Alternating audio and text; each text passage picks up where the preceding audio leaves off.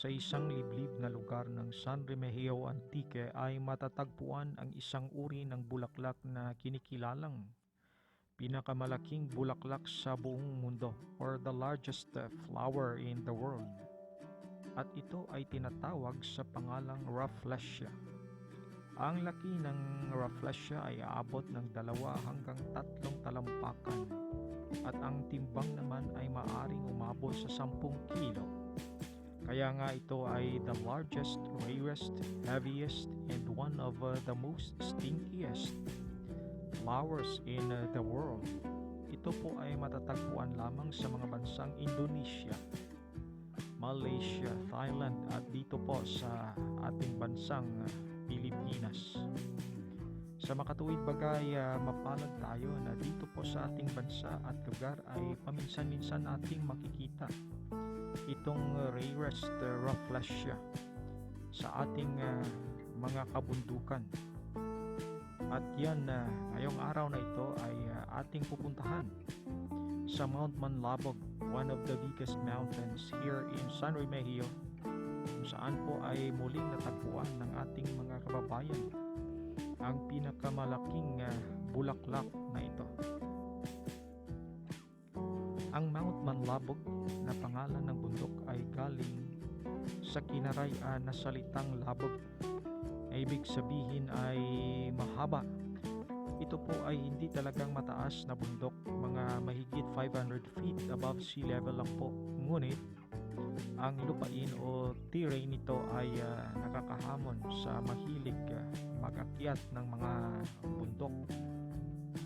Ang mga tanawin mula sa itaas ay talagang nakakabighani.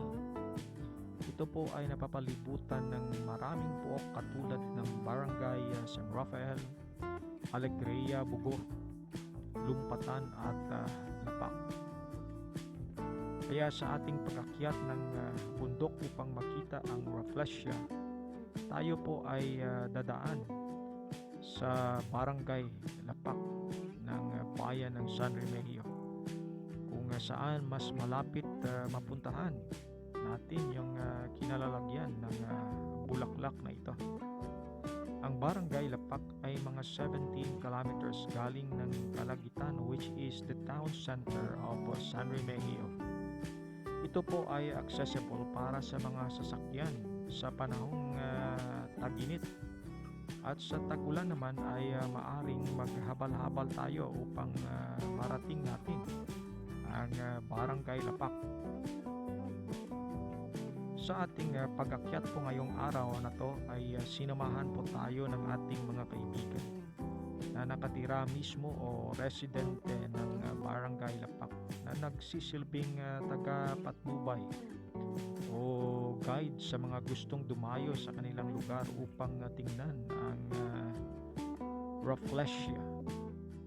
Sila po ay sina Kagawad Jomari at mga batang kaibigan natin, si John, Michael Jordan at Thirds. Kaya mga kaibigan at giliw nating mga taga-subaybay, tara na, akyatin na natin ang Mount Manlabog. Come on, let's go guys!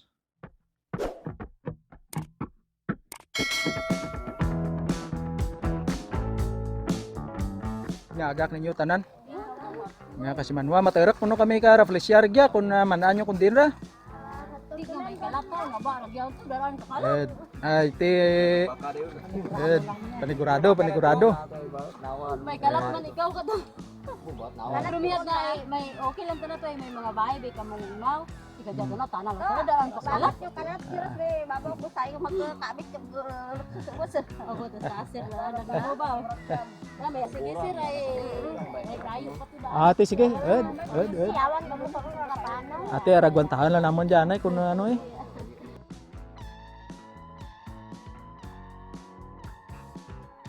Simula ng akyatan ay tumawid muna kami ng sapa ng Inyaman, kung saan ay malamig ang tubig at gayon pa man ay paborito sigurado ng mga bata dito sa Barangay Lapak ang mag-swimming dito mula umaga at hanggang hapon pa siguro kung hindi ako magkakamali. kasi ang sobrang sarap lumangoy at magpalamig-lamig sa sapa ng Inyaman.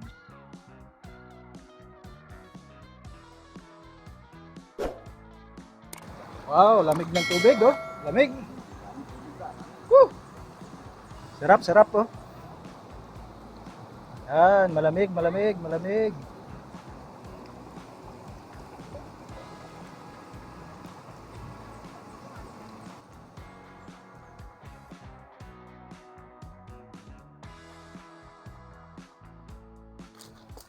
Oh, paakyat kami mga kaibigan. Ayan.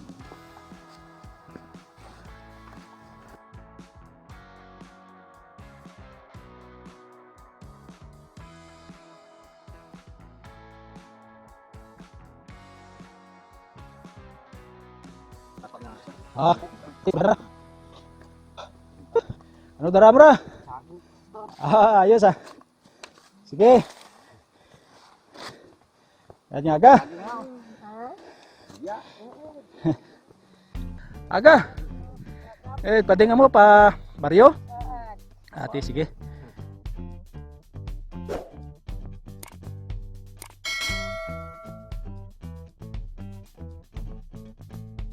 Aura signal. Sabi ko kung may signal. Oh. Akala ko mayroong signal eh. Oh, may cellphone siya mga kaibigan, oh. Oh, dito sa liblib na lugar na to. Dito sa bundok. Ano ga mahaw mo ga? Aga, ano imo mahaw ga? Hello ga. Oh, siya yo. Say hi, say hi. Oh. Yan po mga bata rito. Oh. So yan. So dito kami anay. So, ano dyan? Mga ilang sandali ay narating namin sa aming paglalakad yung sitio bungsod ng Lapak, kung saan ay merong mga ilang pamilya na naninirahan dito. Ang payapa ng lugar at langhap ko talaga ang sarap ng simoy ng hangin. At sa patuloy ng pag-akyat ay sasalubungin ka ng kanilang magandang baibaitang palayan.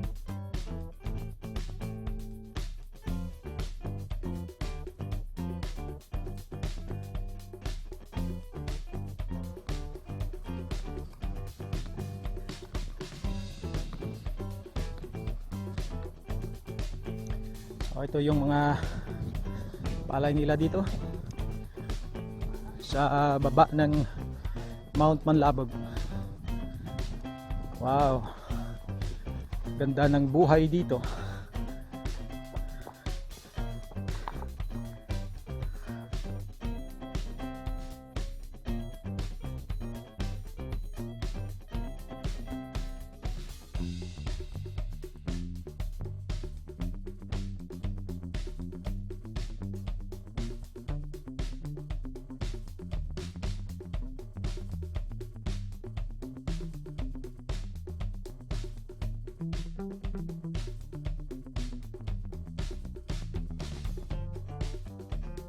Na mag-waterman ka tukad.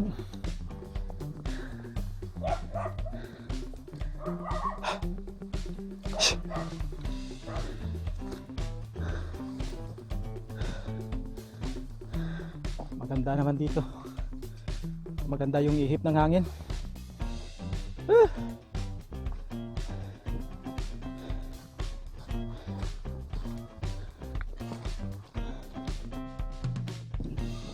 Yan ba po yung Mount Manlabog sa itaas, oh, yung pinakatuktok.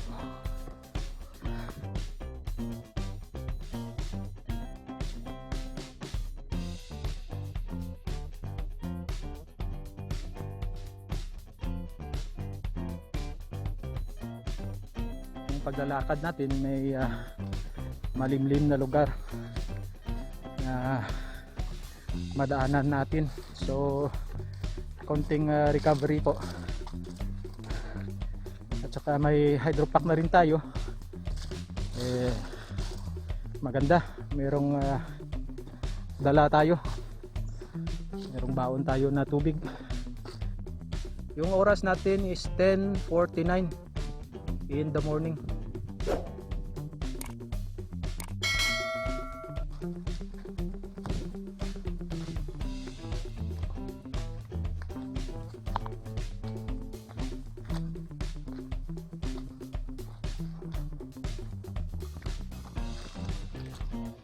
Dito po kayo mga kaibigan sa Antiqueño, ako, sa ating YouTube channel. Maraming salamat po sa panonood ninyo mga kaibigan ha. Salamat sa pag-subscribe. Salamat.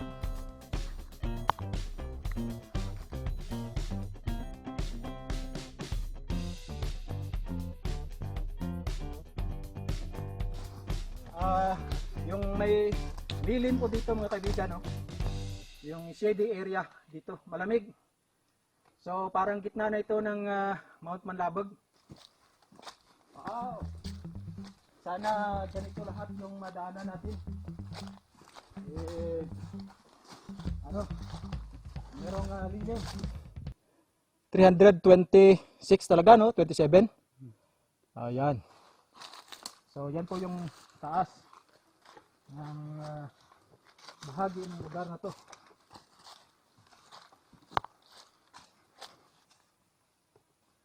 So merong local name yan dito, Tarugtog. Talokto yung pangalan ng kahoy na to. Yan. Ganda.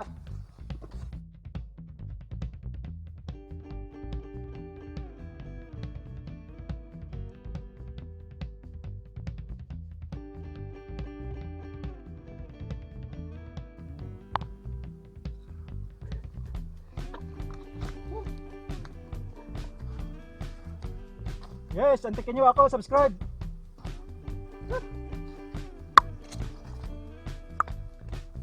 Salamat kay kaibigan Jan. Siya yung video man natin ngayon. Jan, thank you. Okay.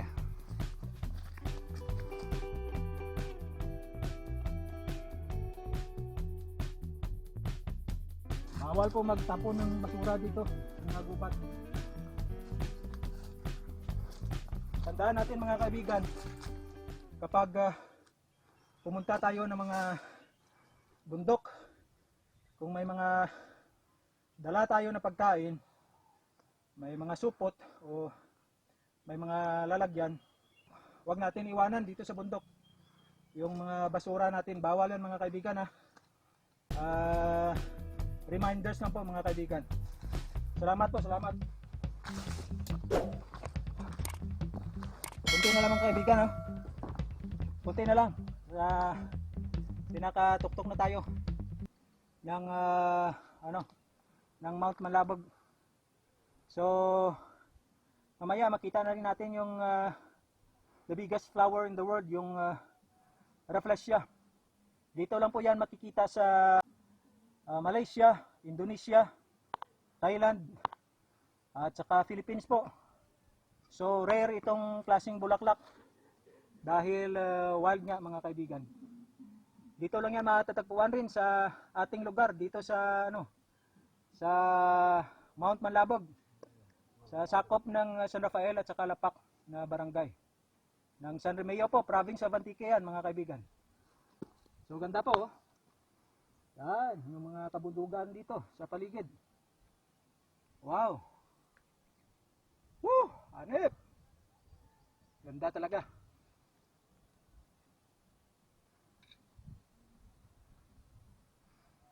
Hinihingal ka ba dyan, Apo? O, wala po, oh. Oh, walang bahid ng paghihingal po, oh. Grabe naman, tibay si Jan, tibay. Wow. So, ito po yung mga barangays na makikita natin. Diyan po sa ibaba na yan Barangay Lumpatan. At dito pa kanan po barangay ng Lapak na yan, oh. Doon kami galing kanina. Doon po. So ano po? Malayo po yung na lakbayan na po namin, oh. Oh. Galing doon mga kaibigan, no? Yan. Papunta dyan, no? Yan. Yan. Yan. Diyan pa kami dumaan mga kaibigan, no. Hindi makikita dahil merong mga punong kahoy. Pero diyan po kami galing, yung nilakaran namin. Oh.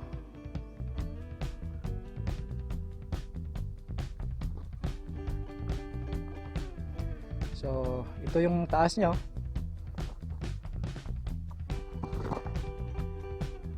Yan, oh. Yan. Yung taas po. So, pakyat pa tayo. Oh, dito. Pakyat pa yan. Hanggang taas. Yan. So, salamat sa kayo dyan dahil pinalitan niya ako magbibideo. Yan po si Jan, oh. Yan, salamat Jan, ha.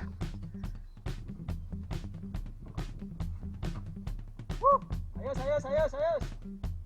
Sige Jan, tayo na. Kabuwag, gawat lang.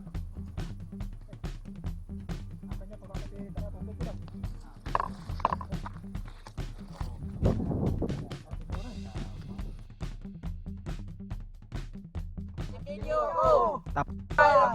Yan! Woo! Tamang tama po! Sherbo, Jordan Sherbo po yung kumukuha sa atin ng picture ngayon. Damihan mo, Dan. Salamat sa mga kaibigan ko na to, especially kay Kagawad Jumare. Sagado po. Siya yung pinaka-leader natin dito. Yung kababatang kaibigan natin ng Barangay San Rafael. Yan, Kagawad po, kaibigan ko yan, ha. Barangay San Rafael po. Dati pa mga 1980s. Nandun kami sa Bugo. Kaibigan na natin yan sa San Rafael. Merong batong natagpuan ako bandang gitna na ng aming pag-akyat sa Mount Manlabog na worth it naman siguro sa ating vlog na ito at pang-share sa Facebook. Nasa palagay ko ito yung naging patungan ni Dato Sumakwel ayon sa kanilang alamat.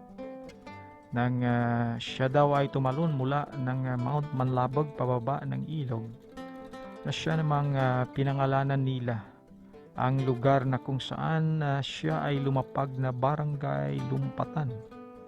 Galing sa salitang lumpat na ibig sabihin sa Tagalog po ay talon o lukso. Kasi merong bato sa ilog ng Barangay Lumpatan na kung saan ay nakamarka yung bayag daw ni Dato Sumakwel. Siguro naman akalain mo sa taas ng tinalunan at sa kanyang bigat ay talagang dumikit sa bato yung bayag niya.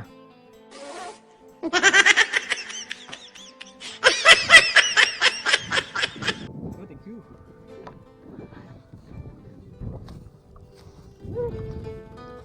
Ganito.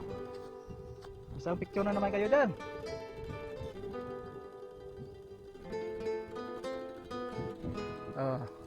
Merong konting handa yung ano pa natira sa New Year. Natira sa New Year namin mga kaibigan, oh. Ayan, pasensya na kayo. Dahil taga-bundok kami. Pasensya na kayo mga kaibigan.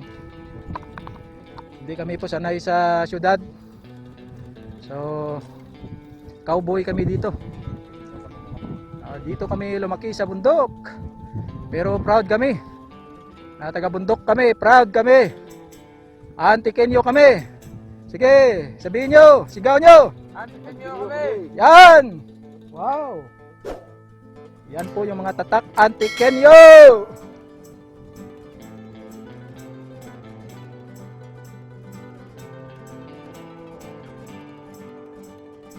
Namin, Skyflex, at saka Gatorade lang mga kaibigan. Ano pa po ito? Yung ano tawag nito? Natira pa sa New Year. Natira pa sa New Year, oh.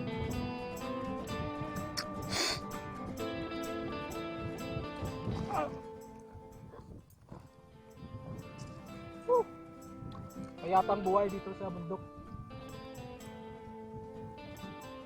Mapayapa talaga. Walang problema kami dito. Sa ngayon lang. Pagbaba, mayroong problema na naman. Dito lang sa taas, walang problema kasi ano eh. Ganda. Oo, maganda. hangin dito mga kaibigan, swabing swabe. Sulit na sulit. Thanks Jan. Thanks Jan. You're the man, you're the man. Sulit to yung ambience dito. Talagang nature na nature. Mga kaibigan, balang araw ilagyan namin dito ng zipline mula dito hanggang sa baba. Yung speed mo 200 kilometers per hour pababa. 200 ha. Amaki mo yan mga kaibigan, galing dito ha. 200 kilometers per hour yung speed ng zipline mo pababa. So talagang ride for life. Ride for life mga kaibigan. So tara, go go go. So puntahan na natin yung Rafflesia. Kung nasaan yan. Tignan natin. Kakarga na kami. Merong ano na. Hindi na init ba? Merong power na naman. Mga dahon na to, tales daw yung pangalan dito. Local name niya, tales.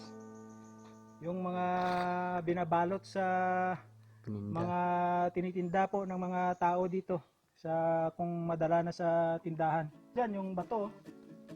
Yan, laki po ng bato dito. Gubat. Gubat na po ito. So, hamakin mo ito mga kaibigan, no? Kung anong kalaki na kahoy dito. Yung sa likuran ko. Yung tawag nila dito anong kahoy? Talo-to. Yung laki niya po, parang mga isang sakmal ng ng kamay, ano? Yan gaano kalaki yan, ganda, nagti-twist siya mga kaibigan, Dati siguro nung maliit pa ganyan na talaga, lumaki lang ng lumaki. So ganda. Ito yung mga magagandang bagay dito sa bundok na makikita natin. If you are just mindful of the things that you are seeing here.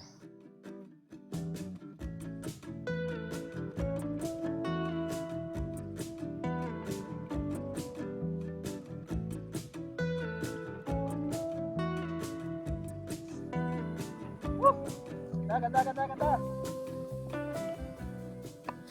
Tapos na daw ang akyatan. Sabi ni Jan. Hinihingal ako mga kaibigan. Pero yung mga kasama ko, kinakagawad walang wala sa kanila. Anti-bay nila. Anti-kenyo talaga. Woo! So ayan na po yung sa itaas, pinakataas ng Mount Manlabog, yung pinaka-peak niya po.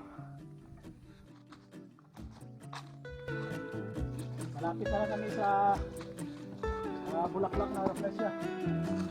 Magto 12 o'clock mga kaibigan.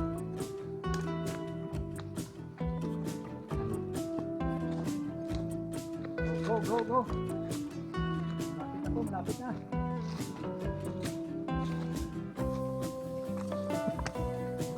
Pasikip na yung daan,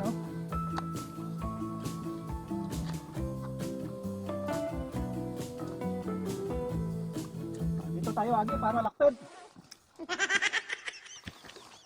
Yan.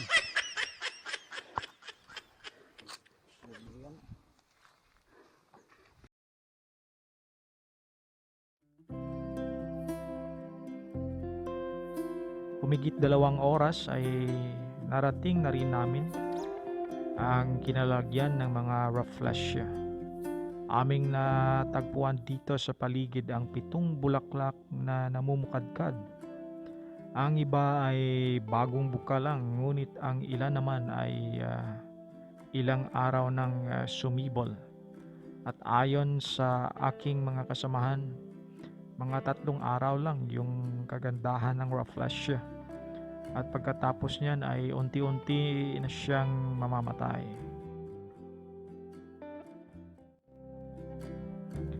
Talagang rare nga ang bulaklak na to kasi walang stems at mga dahon. Bulaklak o petals lang siya talaga. Ang kulay ay kahel or bright reddish yellow or orange. So mga kaibigan, nandito na kami sa Bulaklak na Rafflesia, the biggest flower in the world. ito na po siya. Yan oh. Yan. Yan na po siya. Yung sa loob niya, eh ganyan oh. Yan.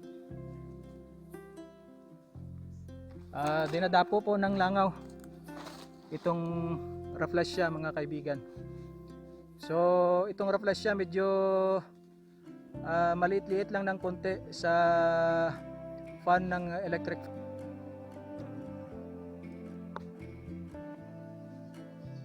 Yan po yung pinakaloob niya. So kung makikita nyo, walang dahon yan mga kaibigan, puro lang yan petals ng bulak. So genus plant ito, parasitic plant ito, itong rafflesia. Sa katabi niya, ito yung bukol niya mga kaibigan. Oh. Yan. Bukol niya po yan. So mga magka-count na po tayo ng mga ilang weeks po o di kaya'y buwan para tingnan ulit yung mga rafflesia dito.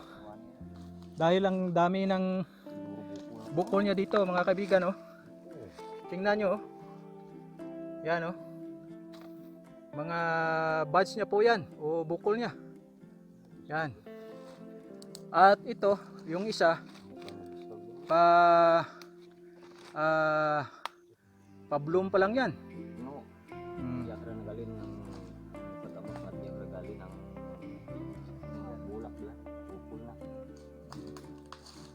Okay, salamat kagawad, salamat. Ito yung pinaka-vine ng rafflesia na tinatawag. So malaki po mga kaibigan, no?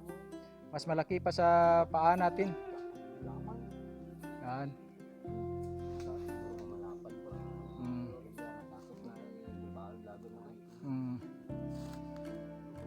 Yan, hanggang taas po siya mga kaibigan. Alupidan mo yung laki ng alupidan. Mo yung sa puno na mo ang nalinan ng bulak daw.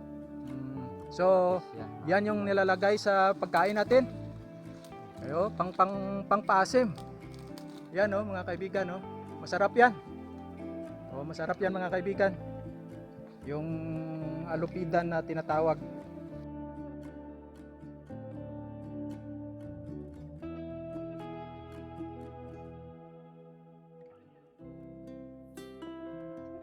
Ganda, ganda. Sulit talaga na nandito kami. Sulit.